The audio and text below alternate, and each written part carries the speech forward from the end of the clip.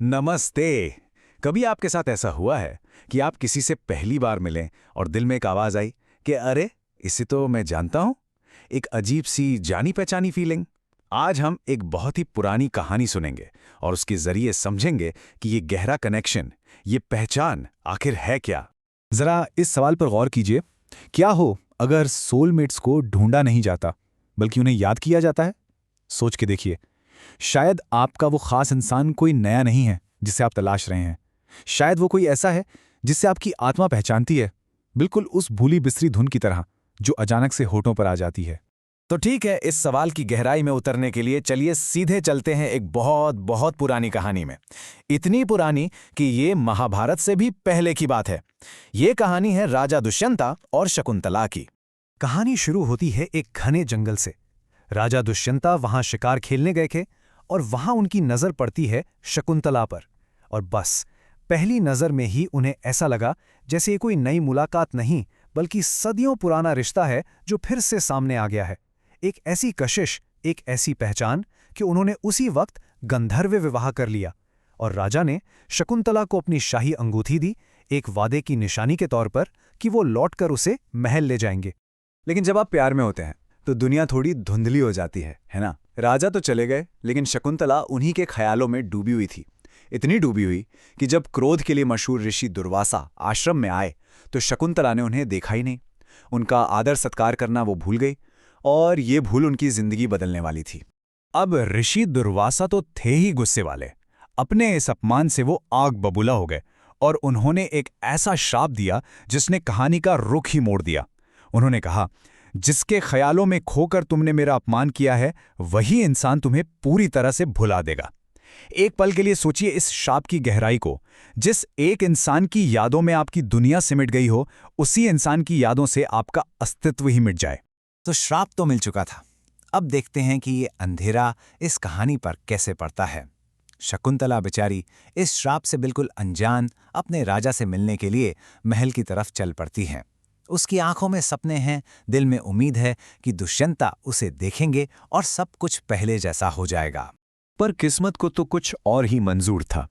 रास्ते में एक नदी पार करते वक्त वही अंगूठी, राजा के वादे की, उनके प्यार की आखिरी निशानी, शकुंतला की उंगली से फिसली और सीधे नदी में जा गिरी। और इससे पहले कि वो कुछ कर पाती, एक मछली उसे निगल रही। अब सोचिए, पहचान का जो एकमात्र सबूत था वो भी चला गया। अब फिर वो पल आता है। शकुंतला राजा के दरबार में पहुंचती है, लेकिन दुर्वासा का श्राप अपना जहर फैला चुका था। यहां दो दुनियाएं टकराती हैं। शकुंतला के लिए सच ये था कि वो दुष्यंता की पत्नी है, उसकी रानी है। पर राजा के लिए सच क्या था? उसके लिए तो सामने खड़ी औरत एक अनजान, एक अजनबी थी। उसके दिमाग में शकुंतला की कोई यादाश्त, कोई पहचान बची ही नहीं थी, बिल्कुल साफ। साल बीत जाते हैं, कई साल। शकुंतला निराश होकर जा चुकी है, राजा अपनी जिंदगी में आगे बढ़ गया है। फिर एक दिन किस्मत अपना खेल खेलती है। एक मछुआरे को एक मछली के पेट से एक शाही अंगूठी मिलती है। वही अंगूठी, यादाश्त का वो टूटा हुआ धागा, वो खोया हुआ सूत्र, आखिरकार मिल ही गया।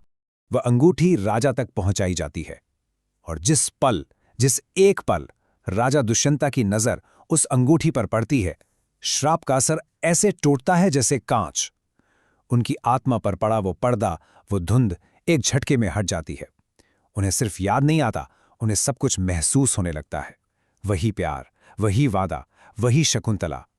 इसी एक पल को, इसी जबरदस्त एहसास को दर्शन में कहते हैं प्रत्याभिजना, स्पॉन्टेनियस रिकग्निशन। तो अब आप समझे, ये कहानी सिर्फ एक लव स्टोरी से कहीं बढ़कर है। ये असल में एक बहुत ही गहरा फिलोसॉफिकल मेटाफोर है। ये कश्मीर शैविज्म दर्शन से आई है और ये हम सब की आत्मा के सफर को बयां करती है। तो आखिर ये प्रत्याभिजना है क्या? सिंपल शब्दों में, ये वो आहा मोमेंट है जब आप अचानक उस सच को पहचान लेते हैं जो हमेशा से आपके सामने था, लेकिन आप भूल गए थे। ये कुछ नया जानना नहीं है, ये बस याद करना है, अपने असली स्वरूप को याद करना। अगर हम इस कहानी के पर्दे के पीछे देखें तो इसका असली मतलब समझ में आता है। सोचिए, राजा दुष्यंता कौन है? वो हम हैं, हमारी आत्मा। और ऋषि दुर्वासा का श्राप, यह हमारी आध्यात्मिक भूल है, वो माया का पर्दा जिसकी वजह से हम खुद को ही भूल जाते हैं, और वो अंगूठी या यूनिवर्स का सिग्नल, एक कॉस्मिक वेकअप कॉल जो हमें हमारी असलियत याद दिलाने आता है। इस पूरे फिलॉसफी का निचोड़ यानी कि द कोर आइडिया बस इतना सा है, आपको कुछ बनना नहीं है, आपको कहीं पहुंचना नहीं है, आप पहले से ही वो हैं। आपको बस उस पर्दे को हटाना है और उस सच को पहचानना है जो हमेशा से आपके अंदर ही था। और ये बात बहुत अमेजिंग है कि कैसे ये हजारों साल पुराना दर्शन आज के सोलमेट के कॉन्सेप्ट पर बिल्कुल फिट बैठता है। ये हमें बताता है कि सोलमेट का आइडिया कोई नया मॉडर्न इन्वेंशन नहीं है, ये तो सदियों से चला आ रहा है। कभी सोचा है इसके बारे में? जब आप किसी से मिलते हैं और पहली ही मुलाकात में एक गहरा कनेक्शन फील होता है, वहां आपका दिमाग नहीं, दिल बोलता है। वो ये नहीं पूछता आप कौन हैं, वो कहता है अच्छा तो तुम यहां हो। एक अजीब सा सुकून, एक फेमिलियरिटी, जैसे बरसों पहले अधूरी छूटी हुई कोई बातचीत आज फिर से शुरू हो गई हो। ये भी तो एक मिनी प्रत्याभिजना ही है। और यही इस पूरी बात का सबसे जरूरी हिस्सा है।